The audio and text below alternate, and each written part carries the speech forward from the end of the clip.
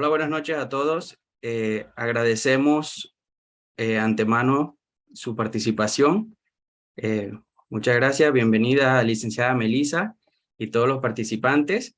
Daremos inicio entonces a este séptimo seminario en conmemoración de los 10 años de fundación del Instituto de Ciencias Médicas.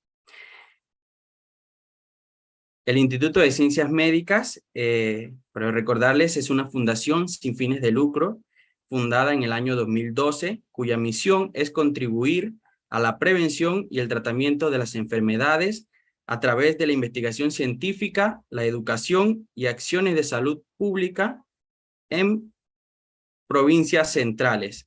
Y como mencioné, conmemora entonces este año 2022 sus 10 años de fundación. La presentación de hoy será dictada por la licenciada Melissa Herrera. El título de la presentación es El microbioma vaginal y vaginosis bacteriana. La licenciada Melissa es licenciada en Tecnología Médica, egresada de la Facultad de Medicina de la Universidad de Panamá en el 2001, con posgrado en bioética. Actualmente se encuentra cursando la maestría en bioética con especialización en investigación con seres humanos en la Universidad de Panamá. Posee una maestría en docencia superior de la Universidad Latina de Panamá en el año 2019. Es docente de la Cátedra de Microbiología para la licenciatura en Tecnología Médica de la Universidad Latina de Panamá. Es coordinadora regional de laboratorios clínicos del MINSA en Veraguas del 2019 al 2021, presidenta del Comité de Bioética de la Investigación del Hospital Dr. Luis Chicho Fábrega y posee publicaciones científicas en revistas de alto impacto. Bienvenida, licenciada Melissa. Le damos paso a la presentación. Las preguntas las haremos al final de la presentación. Así que bueno, todo suyo. Gracias. Hola, muy buenas noches a todos. ¿Me confirman, por favor, si logran ver la pantalla? Sí, se ve y se escucha muy bien. Muy buenas noches a todos. Primeramente, darle las gracias al Instituto de Ciencias Médicas por permitirme compartir este espacio de docencia con ustedes y básicamente agradecerle al Instituto de Ciencias Médicas la oportunidad que nos da a profesionales del interior a poder acceder a realizar un poquito de ciencia, como bien dice la doctora Virginia, desde el corazón del interior para el país. Como bien lo comentó Raúl, lo que quiero compartir con ustedes en la sesión de hoy es un poquito de conocimiento teórico, pero con un poquito de la parte práctica. El microbioma vaginal y la vaginosis bacteriana, este conocimiento surge producto de que la doctora Amanda Gapster, que trabaja en el Instituto Conmemorativo Burgas de Estudios de la Salud, nos invita a nosotros a participar como profesionales de laboratorio clínico en un estudio de investigación en la población indígena de la comarca Nové Bulé. Ella en ese estudio de investigación iba a determinar la prevalencia de algunas infecciones de transmisión sexual y dentro de ese proyecto se quería evaluar la presencia de vaginosis bacteriana. Para poder lograr participar de ese estudio como profesionales de laboratorio, requeríamos estar entrenados y certificados en el diagnóstico de vaginosis bacteriana. Así que gracias a ese estudio tuvimos la oportunidad de viajar a la Universidad de Birmingham en Alabama a recibir un entrenamiento dirigido para poder realizar este diagnóstico. Así que parte de lo que quiero compartir con ustedes en la noche de hoy es esa experiencia que tuvimos dentro de ese estudio de investigación. Cuando hablamos de microbioma, yo sé que muchísimos de nosotros ya hemos escuchado ese término y probablemente hayamos leído acerca de este contenido, pero para que estemos todos en contexto, nuestros cuerpos, tanto en la parte externa como en la parte interna, están cubiertos por una gran variedad de microorganismos que están vivos, que se encuentran colonizando nuestro cuerpo, entre ellos bacterias, hongos, virus, Y a esa cantidad de microorganismos vivos que habitan en nuestro cuerpo es lo que llamamos microbiota. Pero cuando nos vamos a la parte genética, a estudiar esos genes que componen la microbiota, entonces surge el término de microbioma. Yo no voy a ahondar en ese término en este momento porque no es el objetivo general de la presentación, pero sé que muchos de nosotros como trabajadores de la salud hemos tenido que estar en la constante revisión de este tema que ha sido objeto de investigación y que todavía sigue siendo objeto de investigación en nuestros ámbitos. Tal vez pudiéramos preguntarnos entonces si existen microorganismos que están habitando nuestro cuerpo. ¿Dónde están esos microorganismos? ¿En qué lugares de nuestro cuerpo vamos a encontrar esa microbiota? Bueno, quiero decirles que la mayoría de nuestro cuerpo está cubierto por esos amigos, en nuestras narices, en las bocas, en el estómago, en la vagina, en el intestino, sobre nuestra piel. Si miráramos dentro del cuerpo humano, nos daríamos cuenta que existen más genes microbianos que genes humanos. Los estudios nos indican que las células humanas solo representan el 10% de las células que se encuentran dentro de nuestro cuerpo. Que una persona saludable va a tener en el producto de los desechos de su sistema gastrointestinal, puede tener hasta 2.5 libras de bacterias cuando hace sus excretas. Y hay estudios que indican que hay un estimado de 100 trillones de microbios en el cuerpo humano. Es decir, que tenemos muchísimos microorganismos vivos habitando nuestro cuerpo que viven de manera regular con nosotros. Lógicamente no los vemos porque son microorganismos microscópicos que necesitaríamos la utilización de un microscopio de este equipo para poder observar. Digamos entonces que nos surge una pregunta interesante. ¿Esas bacterias que habitan en nuestro cuerpo serán bacterias buenas o serán bacterias malas? Pues quiero comentarles que básicamente hay un espectro de bacterias. Algunas se comportan de manera benigna en nuestro cuerpo, pero cuando surge algún tipo de daño, alteración, desequilibrio producido por el propio ser humano, entonces ellas pasan de ser benignas a producir algún tipo de patología. Pero la mayoría de ellas son súper importantes para desarrollar nuestras actividades diarias y para nuestro bienestar. Básicamente existen algunos ejemplos de microorganismos buenos, como por ejemplo el Bifidobacterio bifidium, que trata de ayudar a reparar las úlceras estomacales causadas por una bacteria patógena como el Helicobacter pylori, los lactobacilos acidófilos, que también se encuentran en el estómago para ayudarnos a digestar la comida, y así un sinnúmero de bacterias pudiéramos enumerar que se convierten en bacterias buenas que están en nuestro cuerpo para ayudarnos a nuestras actividades diarias y producirnos bienestar. Pudiéramos entonces preguntarnos, ¿de dónde vienen esos microorganismos? ¿Cómo es que el ser humano puede estar cubierto de estos tipos de bacterias? Hay un estudio muy interesante que nos declara que este tipo de microorganismos lo tenemos en nuestro cuerpo producto de una colonización. Y es una colonización inicial, una colonización que se da al momento de que todos nosotros nacemos. Al momento del nacimiento, cuando el recién nacido pasa a través de canal de parto, pasa por la vagina, tiene ese primer contacto con el exterior a través de esta parte del cuerpo de la madre, hay un primer contacto con bacterias. ¿Bacterias de dónde? De la madre, que se encuentran en la vagina, que se pueden encontrar en la piel, no solamente al momento de pasar el canal de parto, sino cuando esa mamá empieza a amamantar a ese bebé, hay ese contacto del ser humano con las bacterias que habitan en su entorno. Cuando ese bebé crece, cuando ese bebé empieza a comer, empieza a gatear, cuando empieza a comer tierra, cuando empieza a meterse juguetes a la boca, todas esas acciones que el ser humano desde su nacimiento va teniendo contacto con los microorganismos en su entorno, de esa forma las bacterias empiezan a colonizar el cuerpo humano. Entonces podemos definir que la colonización se da desde el momento inicial en que nacemos. Yo quiero centrarme en esta ocasión, a hablarles un poquito acerca de esas bacterias que habitan o que colonizan el sistema reproductor femenino, básicamente la vagina de las mujeres. ¿Sí? Entonces vamos a conversar un poquito acerca de ese microbioma vaginal.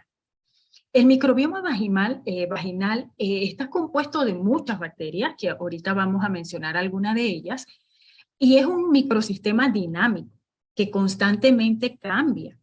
La vagina de la mujer no permanece estática a través del tiempo porque sufre algunas modificaciones durante los ciclos menstruales, por diferentes desarrollos de estilos de vida, por diferentes actividades sexuales que la persona pueda tener.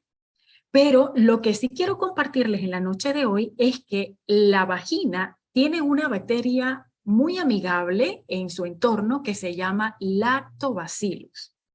Los lactobacillus son bacterias, bacilos gram positivos, que producen ácido láctico y a través de la producción de ese ácido láctico logran crear un ambiente muy saludable para la vagina con un control de pH que nos permite o le permite entonces controlar las otras bacterias que pueden estar habitando este ecosistema para que no produzcan patologías.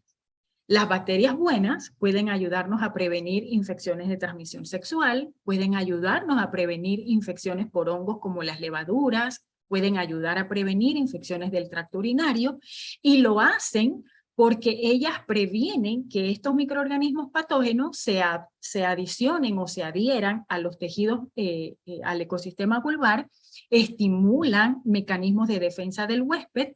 Hay algunas bacterias buenas que producen algunos compuestos antimicrobianos y de esta forma ellas ayudan a controlar ese ecosistema vaginal.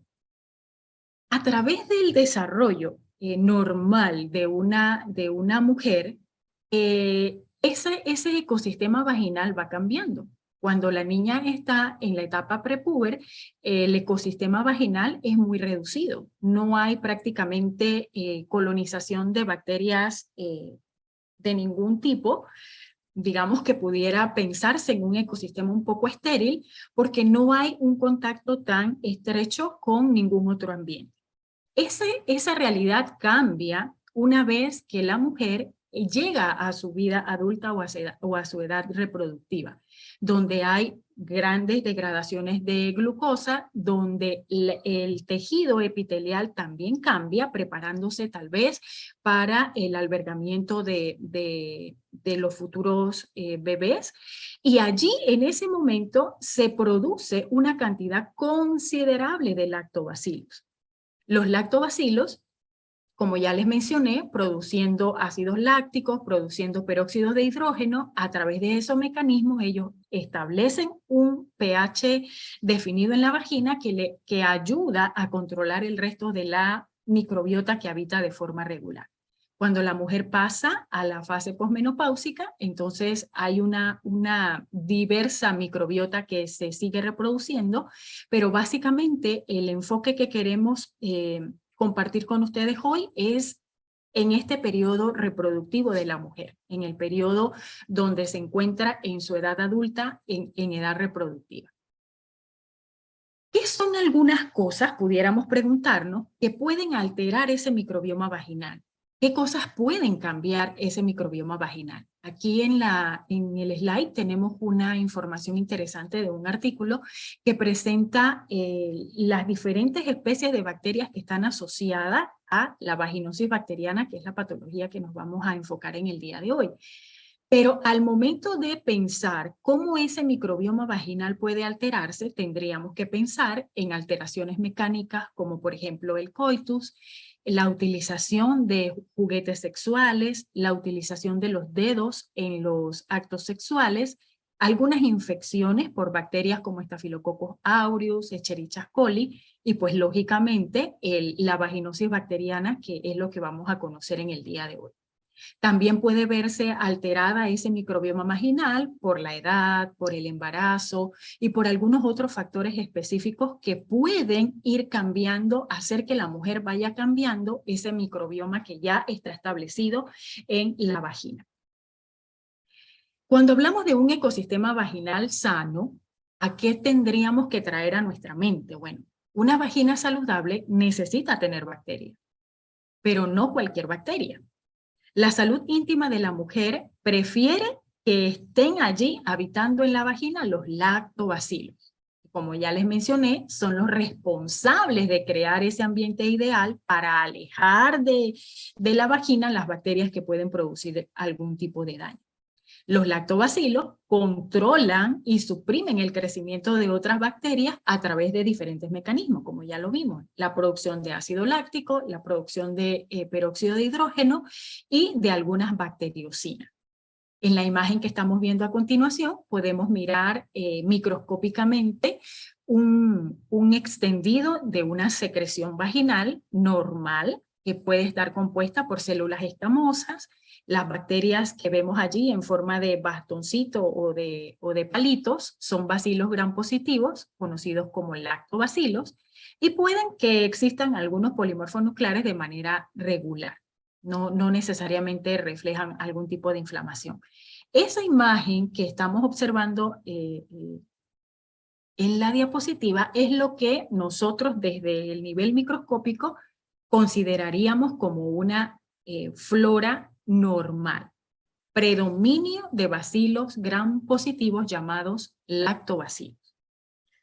Pero a nivel ya un poquito más de conocer qué es lo que la mujer tendría que estar pendiente de su cuerpo para valorar cuándo esa flora pudiera estar alterada, y también el clínico en el momento en que pueda atender este tipo de pacientes, vamos a repasar un poquito acerca del flujo vaginal.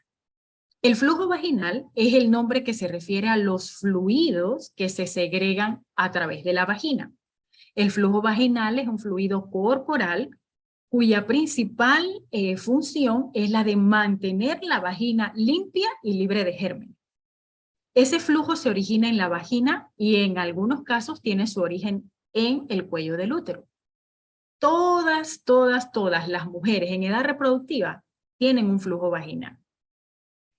Ese flujo vaginal se forma por la combinación de bacterias naturales que se encuentran en la vagina, de células muertas que pueden estar en el epitelio vaginal, de la secreción de mucosidades, y posee una función específica.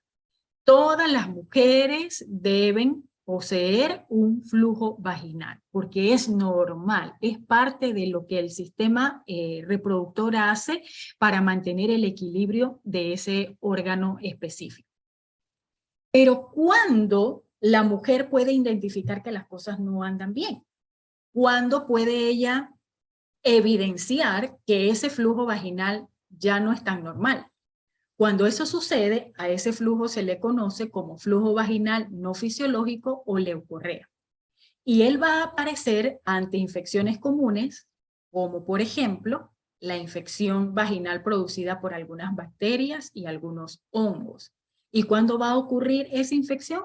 Cuando se pierde el equilibrio, cuando los lactobacilos disminuyen su población y entonces empiezan a proliferar las otras bacterias que están en el ecosistema vaginal.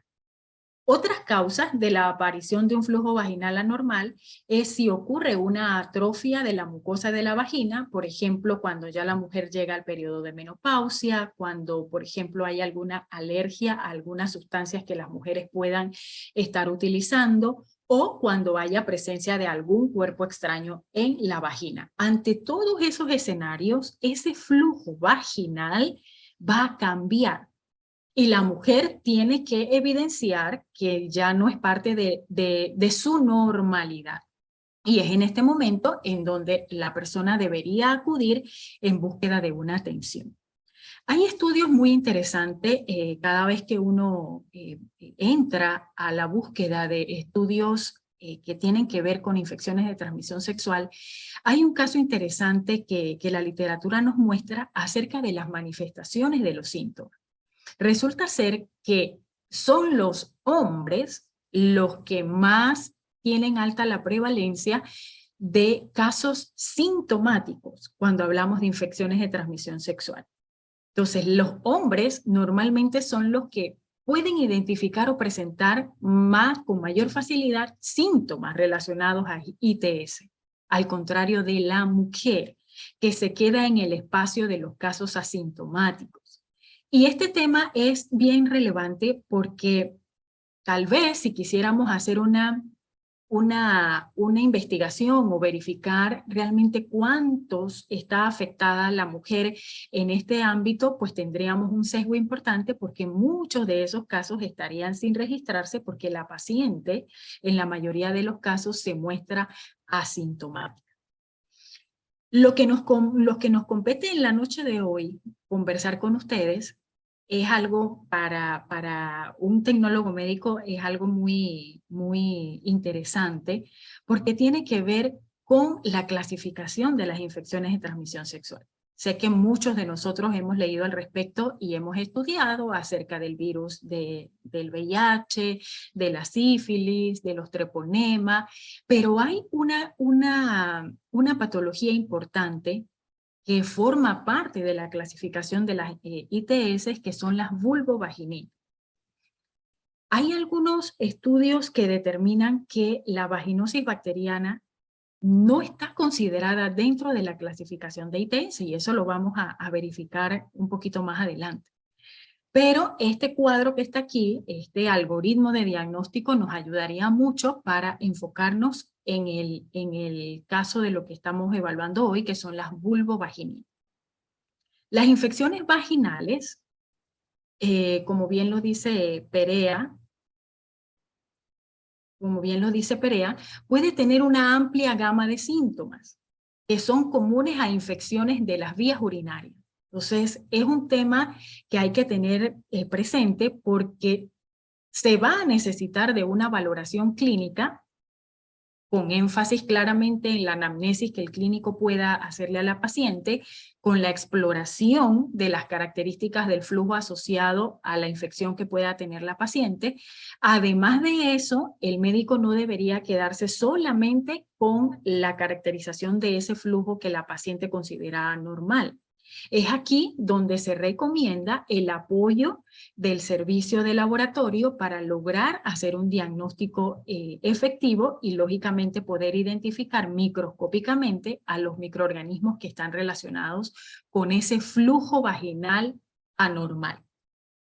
En la práctica médica, las infecciones vaginales representan un problema de salud frecuente. Fíjense que el 95% de las pacientes que acuden a una consulta médica pueden estar consultando por flujo vaginal que no es normal, que ellas consideran que algo pasa en su cuerpo porque están manchando su ropa interior, porque probablemente están percibiendo un olor que no es característico de ellas, y eso las puede llevar a buscar atención médica. Entonces, este datito es bien importante en los consultorios y también en nuestro diario vivir, porque nosotros todos, probablemente como personal de salud, en algún momento algún familiar, algún conocido nos puede hacer esta pregunta y ya nosotros podemos ir relacionando qué es lo que sucede. Al enfocarnos en las vaginitis, pues tengo que decirle que todas las vaginitis no son iguales, todas las mujeres tienen características muy particulares, pero ese término proviene de una infección, de una palabra pues que considera que es una infección vaginal, que hay una inflamación, la paciente puede tener una irritación, puede tener hinchazón del tejido vaginal, y como resultado pues la mujer puede padecer uno de los diferentes tipos de vaginitis. Es decir, cuando hay alteración en la vagina, que se conoce como vaginitis, nosotros como clínicos deberíamos pensar en 3 patógenos probables: las tricomonas, las cándidas o los hongos, y el otro grupo de causantes que son la vaginosis bacteriana. Cuando ocurre una vaginosis bacteriana se da porque hay una disbacteriosis. Recordemos que la bacteria buena que habita en la vagina de la mujer se llaman lactobacilos. Cuando hay ese desequilibrio de esa bacteria buena, entonces se produce la disbacteriosis y las otras bacterias que habitan de manera normal en la vagina, entonces se empiezan a producir enfermedad. Este cuadrito es bien interesante porque nos logra presentar algunas características relevantes acerca de los diferentes síndromes a los cuales se puede ver involucrado cualquier mujer. Por ejemplo, en un flujo vaginal normal, tenemos que pensar que el pH de la vagina puede estar entre 3.8 a 4, que la característica de ese flujo es una floculación o un líquido blanquecino, transparente, que no hay ningún tipo de olor desagradable, que si miramos ese flujo vaginal a través del microscopio, lo único que vamos a ver son bacilos gram positivos llamados lactobacilos. Y no hay ninguna situación donde la paciente refiera ninguna otra condición. Pero en el momento en que una paciente empiece a referir que ya ese flujo vaginal ya no es de la misma consistencia, que está un poco pegajoso, adherente, que hay un olor desagradable, que básicamente se conoce como olor a pescado podrido, y que muy relaciona después que tiene relaciones sexuales, entonces ya el médico o el clínico debería pensar en la presencia de una disbacteriosis producida por la vaginosis bacteriana.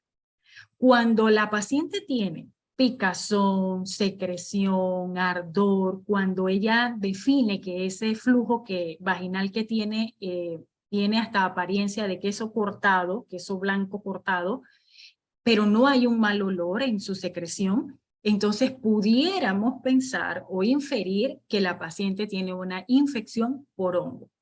Pero todas estas cosas son herramientas que la paciente le provee al clínico para que el clínico pueda llegar a realizar un diagnóstico efectivo. Entonces, volviendo a repasar, ¿cuáles serían los síntomas? Hay picazón, hay ardor al orinar, hay una secreción extraña que la mujer tiene que identificar como extraña porque cada mujer conoce su cuerpo, puede haber algo de ardor. Entonces, cuando la paciente refiere estos diferentes síntomas, busca ayuda médica en la mayoría de los casos, ¿sí? ¿Cómo una mujer puede llegar a presentar este tipo de situaciones? Pues existen algunas circunstancias que pueden propiciar la aparición de infecciones vaginales, las cuales no siempre están ligadas al contacto íntimo o al acto sexual. Por ejemplo, la falta de higiene, por ejemplo, el uso de ciertos productos de higiene. Tal vez las mujeres piensan que al utilizar jabones íntimos especiales que tengan mucho olor, mucho perfume, eso va a traer algún bienestar a su cuerpo, pero realmente lo que está haciendo es afectando el ecosistema natural de la vagina y puede ser propicio para que la aparición molesta de otras patologías. Cuando las mujeres constantemente usan ropa interior demasiado ajustada, esto lo que hace es que se acumule mucha humedad en el área vaginal y puede entonces alterar el ecosistema. El uso continuo de antibióticos, que los antibióticos, pues como todos sabemos, pueden eliminar las bacterias dañinas, pero también pueden ir eliminando los lactobacilos, que son los que se encargan de mantener el pH vaginal en equilibrio. Yo me daré por bien servida si al terminar pues la conferencia nos queda bien clarito el tema de que lo que una mujer debe tener en su ecosistema vaginal son bacterias buenas, llamadas lactobacilos.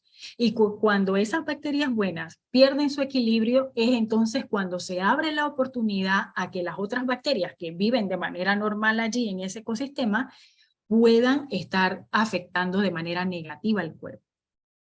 Vamos a conocer un poquito acerca de las vulvovaginitis producidas por hongos. Yo sé que es un tema que es común. Muchas personas, muchas mujeres de repente lo resuelven rápidamente con la compra de óvulos en las farmacias y ponerse los óvulos, o sea que allí se estarían automedicando.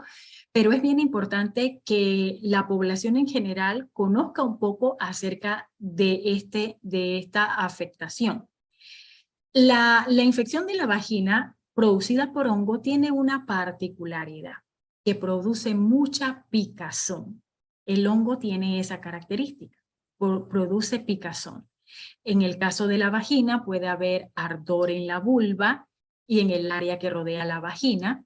Las mujeres y las jóvenes de todas las edades pueden contraer una candidiasis vaginal. Aquí no hay discriminación de edades.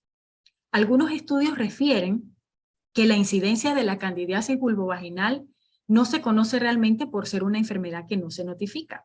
Era lo que les comentaba, es muy fácil para una mujer, en vez de ir al clínico, al médico, ir a la farmacia, pedir unos óvulos vaginales y automedicarse. Entonces allí hay un subregistro que no logramos evidenciar realmente cuál es la situación. Hay estudios que declaran que entre el 70 y el 75% de las mujeres en edad fértil pueden, de ese periodo, de ese porcentaje, se estima que entre el 40 y el 50% experimentará recurrencia. Es decir, hay un alto porcentaje de mujeres que se ve afectado por la candidiasis vaginal, e inclusive esa misma mujer puede experimentar recurrencia en varias ocasiones en un año. Entonces, una mujer puede experimentar esta patología en varios ciclos a través de un año, por ejemplo. Del 5 al 8% de las mujeres desarrolla un cuadro más grave en el caso de que haya una candidiasis vulvovaginal recurrente. Entonces, es un tema interesante e importante para que sea reportado y estudiado. Eso en cuanto a la candidiasis vulvovaginal. La candidiasis vaginal es causada por un aumento elevado del hongo que se conoce como cándida. Hay una especie específicamente relacionada a esta patología que es la especie albicans, pero no quiere decir que sea la única que puede estar ocasionando las candidiasis vulvovaginales. El principal mecanismo de patogenicidad que las cándidas tienen para propiciar vulvovaginitis es la adherencia. Todos los microorganismos desarrollan factores de virulencia, factores patogénicos que pueden ser estructurales o externos para lograr adherirse o para lograr atacar al ser humano y de esa forma entonces propiciar el desarrollo de enfermedades.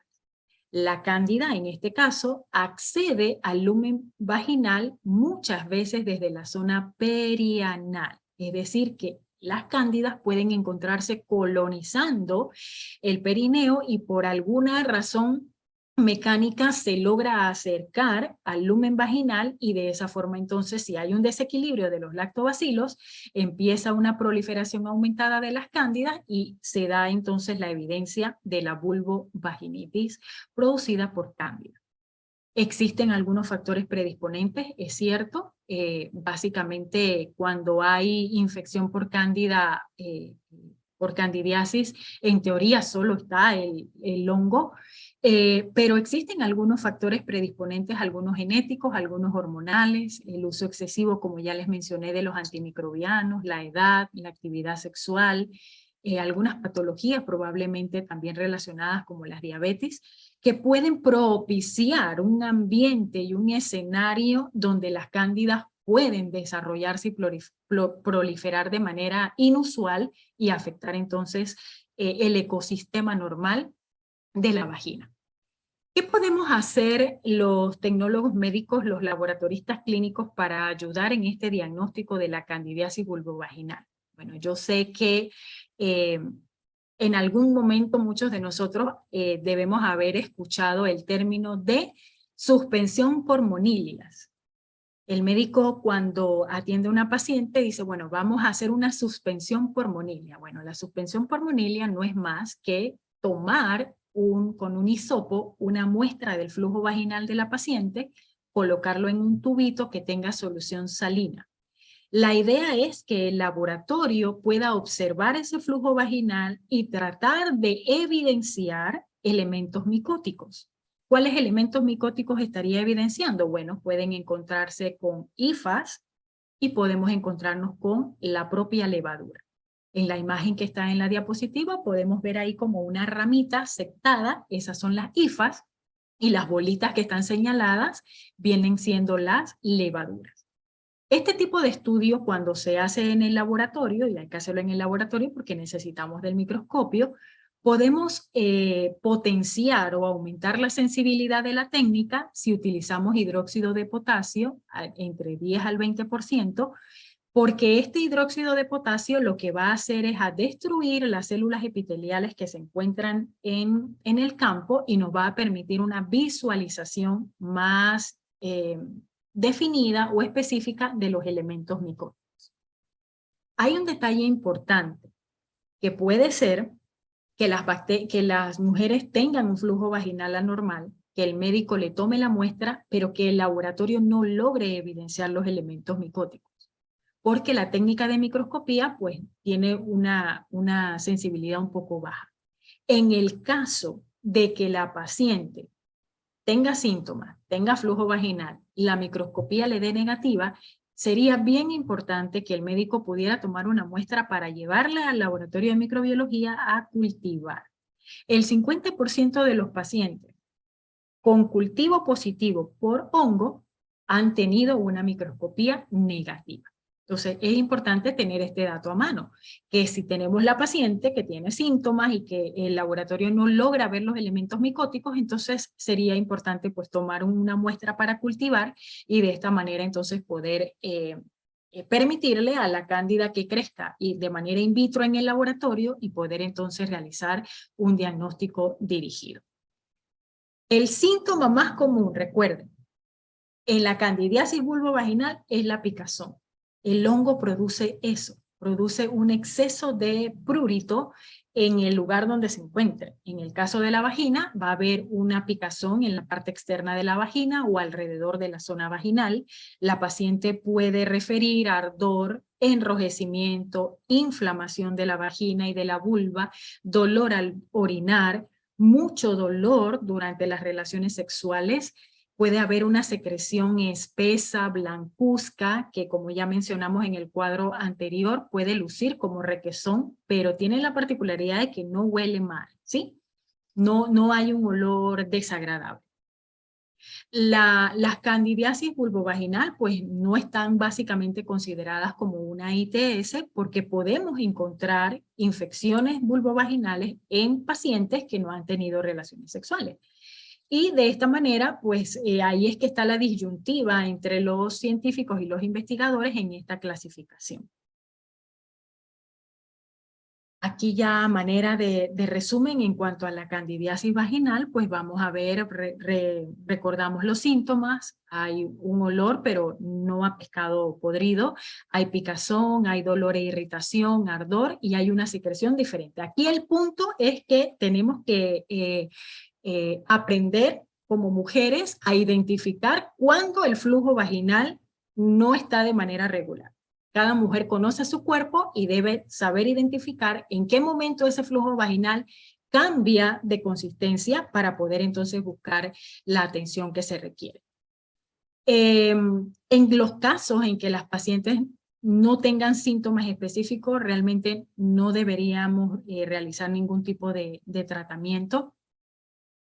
Cada paciente es una paciente individual, es decir, que necesita una atención individualizada, pero básicamente el tratamiento que se utiliza para la candidiasis vaginal pues es la utilización del fluconazol en dosis única. Habrá casos complicados donde la terapia va a requerir más de un día, sino que más días prolongados. Pero es bien importante en el caso de que la mujer tenga a su pareja, que si tiene presencia de candidiasis vulvovaginal, que probablemente el paciente, el varón, también pueda medicarse para pues tratar de controlar la proliferación de cándidas tanto en el hombre como la mujer y que la mujer entonces pueda sufrir de una recurrencia. Ya vemos que si se da, pues tiene su impacto importante. A grandes rasgos, ¿cuáles medidas pudiéramos utilizar para disminuir el riesgo de desarrollar una candidiasis vulvovaginal? Bueno, se recomienda a las mujeres que no usen duchas vaginales, porque las duchas vaginales están eliminando algunas de las bacterias buenas del ecosistema vaginal. Entonces hay una alteración allí y nos puede llevar al desarrollo de infecciones. Tratar de no utilizar o evitar productos femeninos que tengan mucho perfume, incluidos los baños de burbujas, aerosoles, toallitas, tampones. Probablemente la mujer tenga el pensamiento de que si usa productos con perfumes va a poder controlar el aroma o va a propiciar que ese ecosistema vaginal se encuentre saludable, pero realmente no es así. Todas las mujeres tienen un flujo vaginal que es normal y que tiene un olor característico, pero no es un olor desagradable. Entonces tratemos de cuidar ese ecosistema, no utilizando ropa interior muy ajustadas. Si de repente va a la playa o va a algún tipo de actividad donde tenga su ropa mojada por mucho tiempo, hay que tratar de evitar que sea por un tiempo muy prolongado. Cuando la persona va al baño, cuando la mujer va al baño, y eso debemos ir enseñándolo a las niñas desde que son muy pequeñitas, que deben limpiarse desde adelante hacia atrás. Nunca la mujer debe limpiarse de la parte posterior hacia adelante. ¿Por qué? Porque hay bacterias que colonizan el perineo y si la mujer se limpia de atrás hacia adelante, trae y arrastra mecánicamente bacterias que habitan de manera regular el perineo y que nada pasa, pero que pueden venir entonces al lumen de la vagina y pueden entonces producir algún tipo de problemas. Estas son algunas de las medidas o recomendaciones que deberíamos tener en cuenta para disminuir el riesgo de desarrollar una candidiasis por vulvovaginal.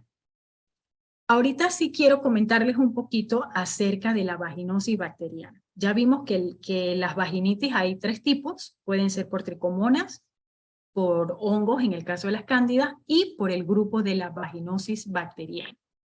La vaginosis bacteriana es una infección causada por una cantidad excesiva de ciertas bacterias que van a cambiar el equilibrio normal de las bacterias en la vagina. Es decir, una vez que se disminuye la población de lactobacilos, por la razón que sea, estas bacterias que de manera regular están en la vagina empiezan a proliferarse en cantidad y muy rápido y producen lo que se conoce como vaginosis bacteriana. La vaginosis bacteriana es una infección vaginal que se encuentra muy frecuentemente en las poblaciones entre los 15 y 44 años de edad. Los investigadores desconocen cuál es la causa de la vaginosis bacteriana o la forma en que algunas mujeres pueden llegar a contraerla. Pero lo que sí es cierto y lo que sí se sabe es que es una infección que ocurre comúnmente en las mujeres sexualmente activas. Pero no quiere decir que solamente afecte a las mujeres sexualmente activas, porque hay evidencia de mujeres que no han tenido relaciones íntimas y están sufriendo de vaginosis bacteriana. Allí es que está la disputa o allí es que está el tema científico de si se define como una ITS o si se deja fuera del rango de las ITS. La vaginosis bacteriana está asociada, como ya lo mencioné, a un desequilibrio de las bacterias buenas y las dañinas. Disminuye la población de lactobacilos, lo que permite que las bacterias que pueden producir patologías entonces se encuentren de manera aumentada. Muchas veces la vaginosis desaparece sin ningún tipo de tratamiento, pero si la mujer persiste con los síntomas, que ya vamos a ver, como vimos en el cuadro anterior, que es un olor muy desagradable, a pescado podrido literalmente, que hay fluido aumentado y con características específicas, que puede haber algunas condiciones que alteren las actividades regulares de la mujer, entonces debería la paciente o la mujer acudir a examinarse y de esa forma entonces recibir tratamiento para que pueda controlar la vaginosis bacteriana. Una tercera parte de todas las infecciones vulvovaginales afecta al 10% de la población en general y 30% o más según grupos específicos de población. Hay un artículo que está citado abajo que establece que el 50% de los casos, en el 50% de los casos, la vaginosis es asintomática. Y de ahí la importancia de conocer la frecuencia, de identificar y tratar ese padecimiento para evitar complicaciones futuras, porque resulta ser que hay evidencias de que vaginosis bacterianas han sido la base causal de complicaciones futuras como la enfermedad inflamatoria pélvica. Entonces, la paciente más adelante puede aumentar el riesgo de perder el producto si está embarazada, de tener un parto pretérmino, de desarrollar endometritis y que su bebito pueda tener un bajo peso al nacer. Entonces, realmente es una afectación importante porque son microorganismos que están afectando todo ese ecosistema vaginal que pueden tener impacto negativo en el desarrollo futuro de esa mujer. Actualmente es una patología considerada como una infección polimicrobiana. ¿Eso qué quiere decir? Que no es una sola bacteria la que es responsable de la vaginosis bacteriana. Son un sinnúmero de bacterias, por eso se le conoce como polimicrobiana, que afectan el ecosistema vaginal, pero sí hay una característica importante que tiene un gran predominio de bacterias anaerobias facultativas, y en algunos casos bacterias anaerobias estrictas. Es una patología que está descrita como un síndrome polimicrobiano heterogéneo, como ya les mencioné. Se caracteriza por la ausencia, volvemos al punto, de los lactobacilos, que son las células buenas, las bacterias buenas que habitan en el ecosistema vaginal, que a través del peróxido de hidrógeno, del ácido láctico, ayudan a controlar el ecosistema vaginal. Cuando ese equilibrio se rompe, cuando se disminuye la población de lactobacilos, entonces estas bacterias toman la batuta de ese escenario y empiezan a producir enfermedad. Bacterias como el Mobiluncus, los bacteroides, las pregotelas, los peptoestreptococos, que todas estas bacterias en su gran mayoría son anaerobias facultativas. Y esa característica es la que nos hace difícil llegar a un diagnóstico en el ámbito del laboratorio, porque cultivar anaeróbicamente bacterias en un laboratorio de microbiología pues requiere de equipos y de insumos específicos para poder lograrlo. Y si ya ven, es una infección polimicrobiana, por eso es que está descrito que no debemos hacer un diagnóstico a través de cultivo. Necesitamos llegar al criterio microscópico establecido a través del criterio de Nugent, que el tecnólogo médico debe entrenarse para realizar este criterio y de esa forma entonces lograr hacer el diagnóstico de vaginosis bacteriana. La etiología no está muy clara. La transmisión sexual ha sido implicada, es cierto, en algunos de los casos determinados, pero no quiere decir que se relacione estrictamente con las infecciones de transmisión sexual o adquiridas a través del contacto sexual, porque existen estudios que determinan que hay mujeres que no han tenido relaciones sexuales y que desarrollan la vaginosis bacteriana. Un alto porcentaje de la infección se ha asociado con tener una nueva pareja sexual, con tener prácticas sexuales orales y pues muchas veces por la falta de preservativo, porque pues puede ayudar a proteger de ese contacto entre el hombre y la mujer.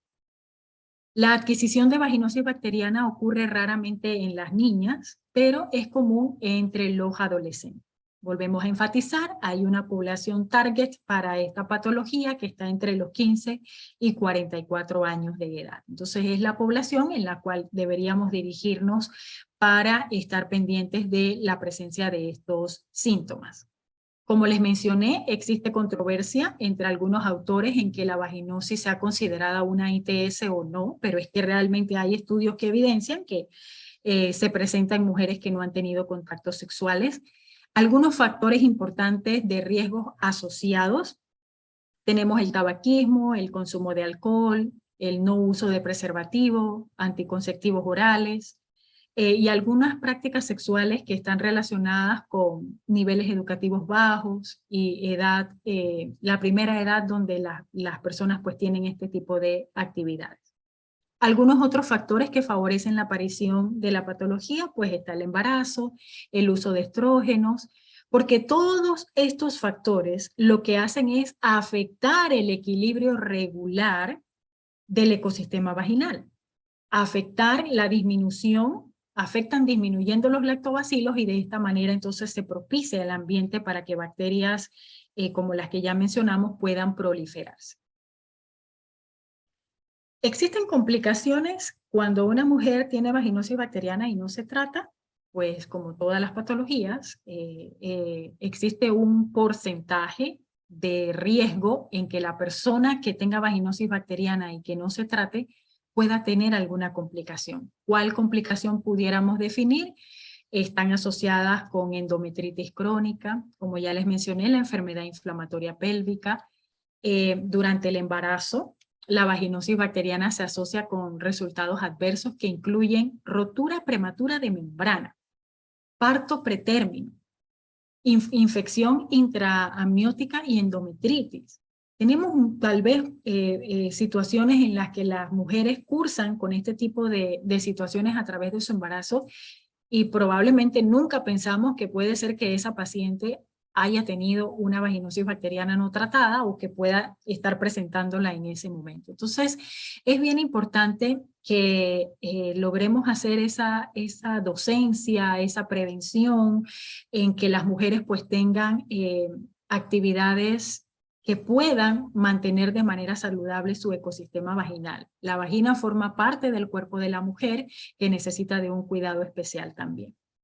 Se ha visto también que la vaginosis bacteriana se asocia a sangrado uterino anormal con la disminución en el éxito de procedimientos de fertilización in vitro, por ejemplo, ¿no? Entonces son algunas complicaciones que en la literatura se encuentran relacionadas a la presencia de vaginosis bacteriana. Concretizándonos entonces a lo que tenemos que saber, al conocimiento que debemos quedarnos en la noche de hoy, acerca de cuáles son las manifestaciones de una vaginosis bacteriana, pues tenemos que el 50% de las pacientes pueden cursar asintomáticas, pero en los casos en que la paciente refiera síntomas, uno de los síntomas más específicos es la fetidez. Es el olor desagradable del flujo vaginal característico a pescado. Hay un olor a pescado muy desagradable que la mujer refiere.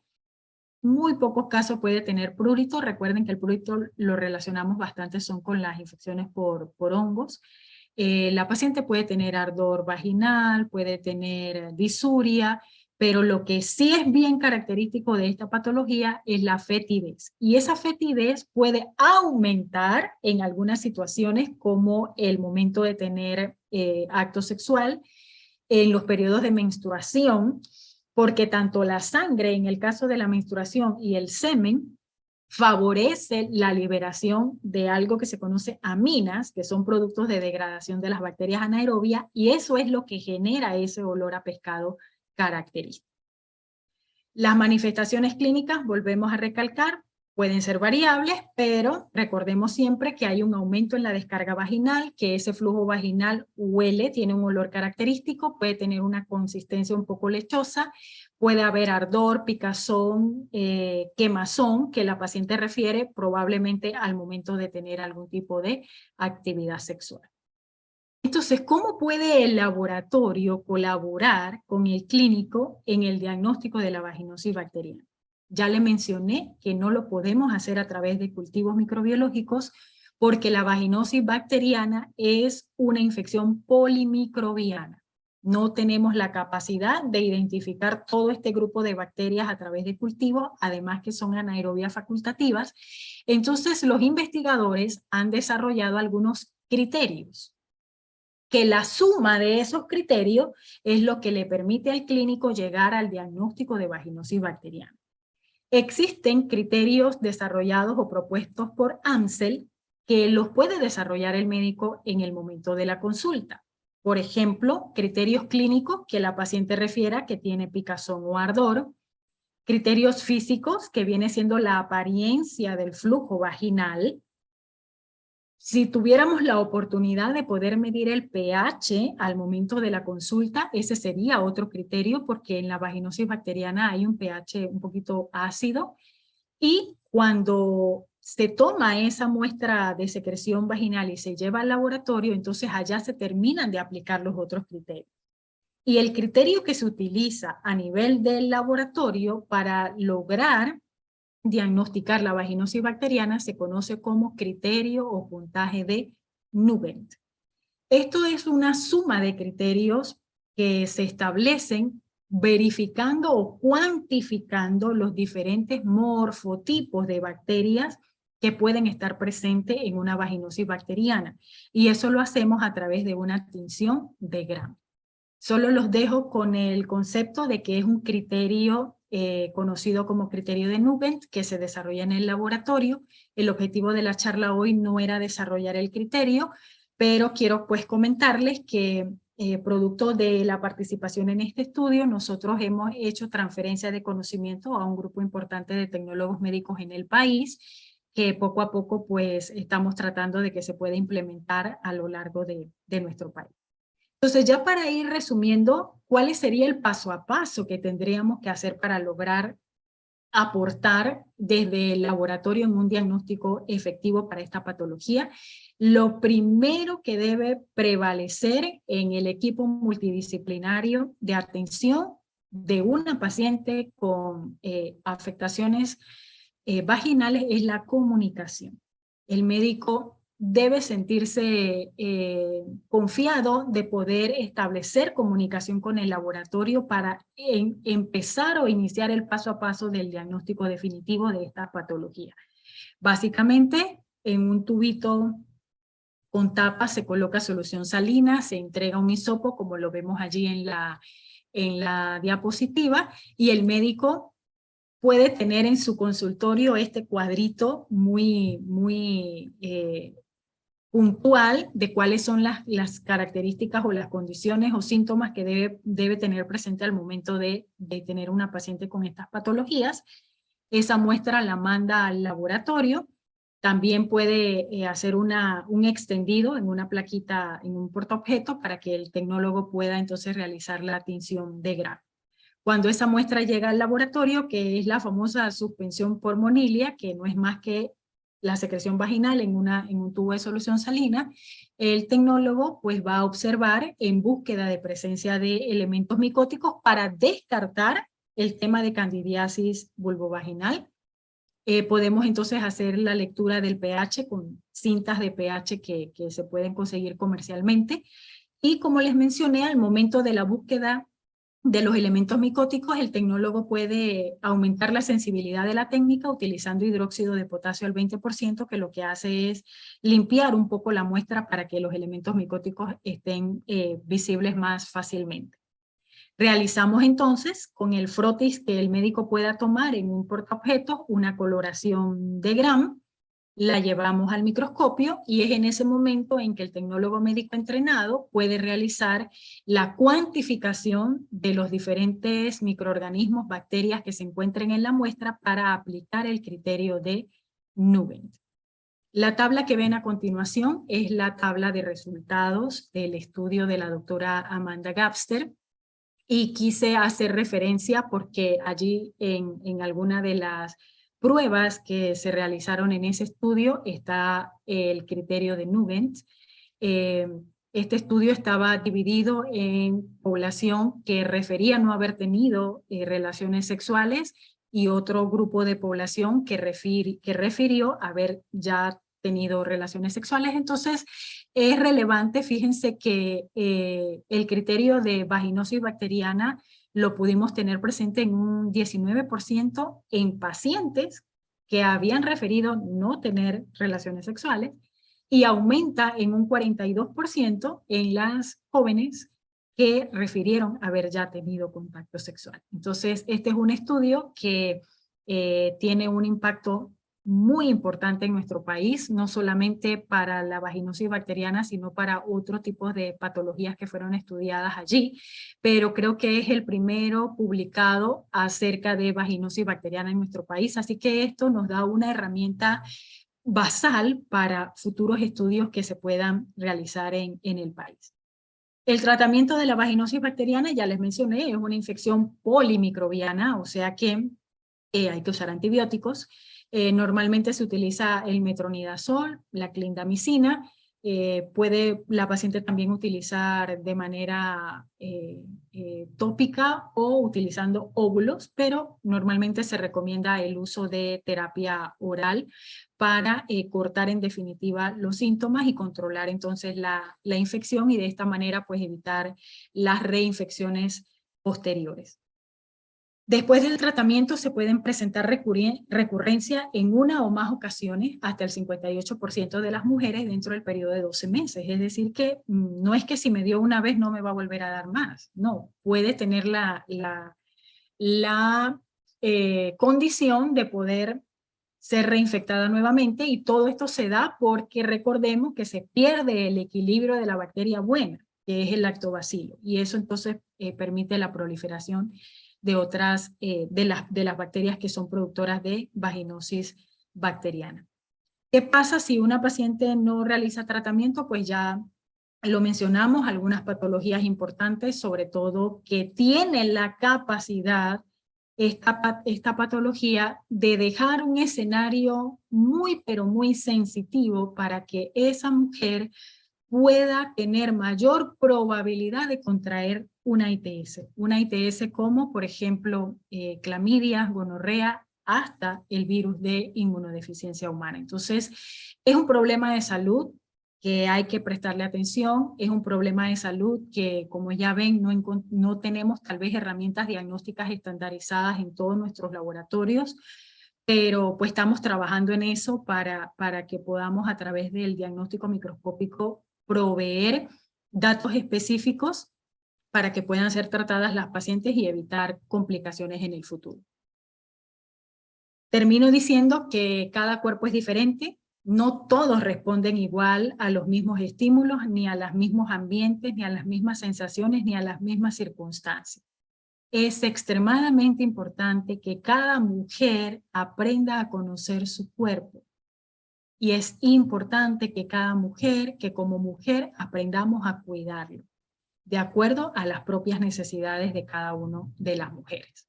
¿Cómo podemos comentarles que usted puede cuidar su cuerpo? Pues mantener siempre limpias y secas sus partes íntimas, utilizar un jabón suave para esta área.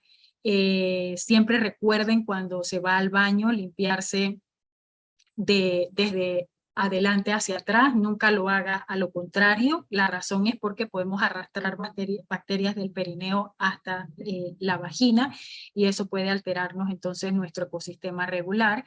Tratar de no utilizar con tanta frecuencia ropa interior muy ajustada o pantalones ajustados, y utilizar prudentemente el tema de las duchas vaginales y de estos productos que en teoría nosotros creemos que nos van a traer un beneficio, pero realmente estamos alterando algo que de manera natural debe ser como ya está puesto, que es que existan bacterias buenas como los lactobacilos para que nos ayuden a controlar estos riesgos. Entonces, en la noche de hoy hemos conversado un poquito acerca de la candidiasis vaginal y de la vaginosis bacteriana, dejarles presente que hay síntomas específicos para cada una de las afecciones. Entonces, es importante conocer los síntomas, conocer la forma en que podemos diagnosticarla, conocer los tratamientos.